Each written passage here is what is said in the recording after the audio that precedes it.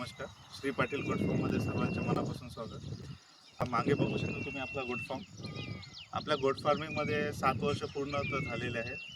Video काढण्याचा एकच मागचा उद्देश आहे की एक आठवड्याआधी अमरावती गोट फार्मिंग सतीश सर रणेर यांनी एक दिवसीय कार्यप्रशिक्षण शाळा घेतलेली होती. तिची अचंब गर्दी पाहून 450 ते 500 शेळीपालन सुरू करायचे आहे. त्यांच्यासाठी आपण एक अमरावती शहरामध्ये एक इंस्टाग्रामच्या माध्यमातून, व्हॉट्सअपच्या माध्यमातून आपल्या भागामध्ये कुठे गोट फार्म सुरळीत चालू आहे यांची आपण सर्व अमरावती शहरामध्ये, वर्धा, यवतमाळ आसपासच्या जिल्ह्यामध्ये आपण त्यांना योग्य ते मार्गदर्शन कशा प्रकारे दिले पाहिजे, आपल्या भागात कोणते योग्य पद्धतीत चारा चांगले लागवड होते, कोणती ब्रीड आपण सुरळीत करू शकतो.